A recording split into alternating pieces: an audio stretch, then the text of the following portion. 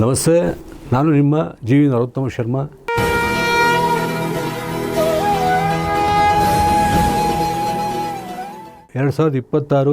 ಜನವರಿ ತಿಂಗಳ ಮಾಸ ಭವಿಷ್ಯಫಲ ಕಾರ್ಯಕ್ರಮದಲ್ಲಿ ಮೀನರಾಶಿಯ ಮಾಸ ಭವಿಷ್ಯಫಲ ತಿಳಿಯೋಣ. ರೇವತಿ ಹಾಗೂ ಉತ್ತರ ಭಾದ್ರಪದ ನಕ್ಷತ್ರ ಸಂಜಾತರಿಗೆ ಅತ್ಯಧಿಕ ಶುಭ ಫಲವಿದ್ದು, ಪೂರ್ವ ಭಾದ್ರಪದ ನಕ್ಷತ್ರ ಸಂಜಾತರಿಗೆ ಶುಭಾಶುಭ ಮಿಶ್ರ ಫಲವಿರಲಿದೆ. ಮೀನರಾಶಿ ಸಂಜಾತರಿಗೆ ರಾಶಿಯಲ್ಲಿಯೇ ಶನಿಯ ಗೋಚಾರವಿದ್ದು, 4ನೇ ಮನೆಯಲ್ಲಿ ಗುರುವಿನ ಗೋಚಾರ, 12ರಲ್ಲಿ ರಾಹು, 6ರಲ್ಲಿ ಕೇತು, ತಿಂಗಳ ಮೊದಲಾರ್ಧ ಸೂರ್ಯನು ಕರ್ಮಸ್ಥಾನದಲ್ಲಿ ಅಂದರೆ 10ನೇ ಮನೆಯಲ್ಲಿ, ಜನವರಿ 15ರಿಂದ ಸೂರ್ಯನು ಮಕರದಲ್ಲಿ. ಈ ಒಂದು ಗೋಚಾರ ಫಲವೇನಿದೆ ಇದು ಶುಭಾಶುಭ ಮಿಶ್ರ ಫಲವನ್ನು ನೀಡತಕ್ಕಂಥದ್ದು. ಆದಿತ್ಯನ ದೆಸೆಯಿಂದಾಗಿ, ಸೂರ್ಯನ ಒಂದು ಶುಭ ಪರಿಣಾಮದಿಂದಾಗಿ ಉದ್ಯೋಗ ವಿಚಾರದಲ್ಲಿ ಎಲ್ಲವೂ ಒಳ್ಳೆಯದೇ ಆಗಲಿದೆ. ಆದರೆ ಜನ್ಮದಲ್ಲಿಯೇ ಶನಿ 4ನೇ ಮನೆಯಲ್ಲಿರುವಂತಹ ಗುರುವಿನ ಸಂಚಾರವೇನಿದೆ ಇದು ಆರೋಗ್ಯ ವಿಚಾರದಲ್ಲಿ ಒಳ್ಳೆಯದಲ್ಲ. ಶೀತೋಷ್ಣ ವೈಪರೀತ್ಯ, ಕಫ ಹಾಗೂ ಉಸಿರಾಟ ಸಂಬಂಧಿತ ವ್ಯಾಧಿಗಳು ನಿಮ್ಮನ್ನು ಬಾಧಿಸುವ ಸಾಧ್ಯತೆ ಹೆಚ್ಚಿರುತ್ತದೆ. ರಕ್ತ ಸಂಬಂಧಿತ ಹಾಗೂ ನರ ಸಂಬಂಧಿತ ವ್ಯಾಧಿಗಳು ಸಹಿತ ನಿಮ್ಮನ್ನು ತೀವ್ರವಾಗಿ ಬಾಧಿಸಬಹುದು. ಹೀಗಾಗಿ ಹಿರಿಯರು ಹೇಳಿರುವಂತೆ ಆರೋಗ್ಯವೇ ಮಹಾಭಾಗ್ಯ ಎಂಬುದನ್ನು ನೆನಪಿನಲ್ಲಿಟ್ಟುಕೊಂಡು ನಿಮ್ಮ ಒಂದು ಆರೋಗ್ಯ ಸಂರಕ್ಷಣೆಗೆ, ಸಂವರ್ಧನೆಗೆ ಏನೇನು ಮಾಡಬೇಕೋ, ಏನು ಔಷಧಿ ಅಥವಾ ನಿಮ್ಮ ಒಂದು ಕಾಯಿಲೆಗಳ ಉಪಶಮನಕ್ಕಾಗಿ ಔಷಧೋಪಚಾರವೇನಿದೆ ಅದು ಯಾವುದನ್ನು ತಪ್ಪಿಸದೆ ನೀವು ಮಾನಸಿಕವಾಗಿ ಸದೃಢತೆಯಿಂದ, ಅಚಲ ವಿಶ್ವಾಸದಿಂದ ಗಟ್ಟಿ ಮನಸ್ಸು ಮಾಡಿ ಎಲ್ಲವನ್ನು ನಿಯಮ ಪಥ್ಯಾನುಸಾರ ಮಾಡಿದ್ದೇ ಆದಲ್ಲಿ ಆರೋಗ್ಯ ಸಂರಕ್ಷಣೆಯನ್ನು ಮಾಡಿಕೊಳ್ಳಬಹುದು. ಪ್ರತಿನಿತ್ಯವೂ ಮಹಾ ಮೃತ್ಯುಂಜಯ ಮಂತ್ರವನ್ನು ಪಠಿಸುವುದರಿಂದ ಪ್ರಾತಃ ಕಾಲದಲ್ಲಿ, ಹಾಗೆಯೇ ಸೂರ್ಯ ನಮಸ್ಕಾರ ಮಾಡುವುದರಿಂದ ಬಹುತೇಕ ವ್ಯಾಧಿಗಳು ಬರದಂತೆ ನೀವು ತಡೆಗಟ್ಟಬಹುದು.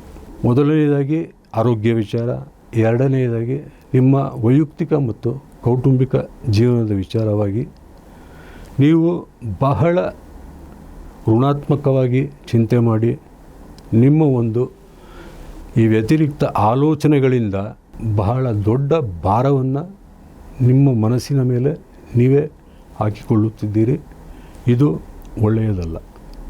ಇದಲ್ಲದೆ ಕೌಟುಂಬಿಕ ವಿಚಾರವಾಗಿಯೂ ಸಹಿತ ನೀವು ಅಂದುಕೊಂಡಂತೆ ಆಗದೇ ಇರುವುದನ್ನು ನೀವು ಬಹಳ ಗಂಭೀರವಾಗಿ ಮನಸ್ಸಿಗೆ ತೆಗೆದುಕೊಂಡು ಅದನ್ನು ಮತ್ತೊಂದು ಹೊರೆಯನ್ನಾಗಿ ಮಾಡಿಕೊಂಡಿದ್ದೀರಿ.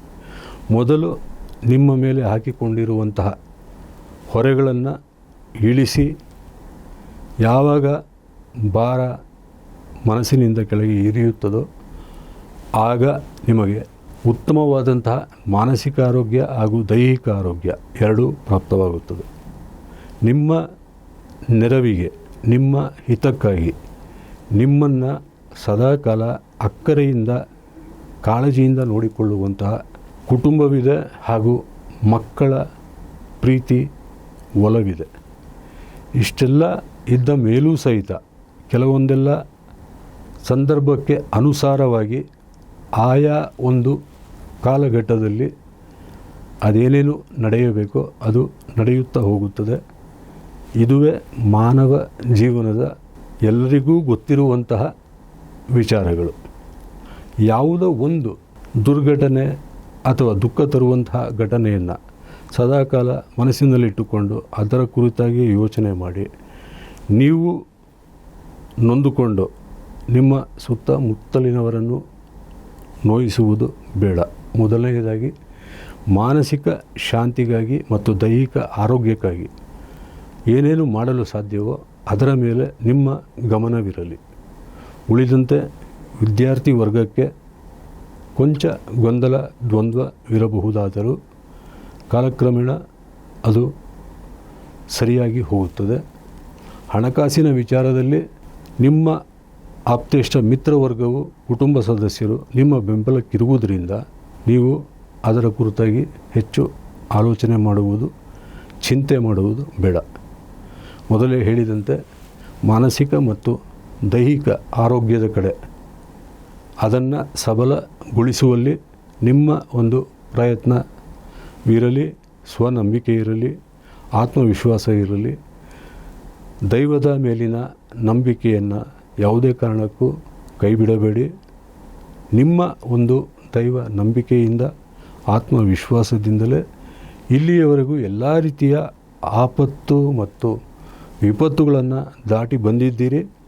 ಈಗ ಸಾಡೆ ಸಾತಿ ಶನಿಯ ಮಧ್ಯಭಾಗದಲ್ಲಿ ನೀವೇನಿದ್ದೀರಿ, ಇದನ್ನು ಸಹಿತ ಯಶಸ್ವಿಯಾಗಿ ದಾಟಿಕೊಂಡು ನೀವು ಮತ್ತೆ ಗೆಲುವಿನ ಓಟವನ್ನು ಮುನ್ನಡೆಸಲಿದ್ದೀರಿ. ನಿಮ್ಮ ಯಾವುದೇ ಸಮಸ್ಯೆಗಳು ಪರಿಹಾರವಾಗಲು ಪ್ರತಿನಿತ್ಯವೂ ತಪ್ಪದೆ ದತ್ತಮಾಲಾ ಸ್ತೋತ್ರ ಹಾಗೂ ದಶರಥ ಕೃತ ಶನಿಸ್ತುತಿಯನ್ನು ತಪ್ಪದೆ ಶ್ರದ್ಧಾಭಕ್ತಿಯಿಂದ ಪಠಿಸಿ ಅಥವಾ ಆಲಿಸಿ. ಮತ್ತೆ ಮುಂದಿನ ಕಾರ್ಯಕ್ರಮದಲ್ಲಿ ಭೇಟಿಯಾಗುತ್ತೇನೆ. ಧನ್ಯವಾದಗಳು. ನಮಸ್ತೆ.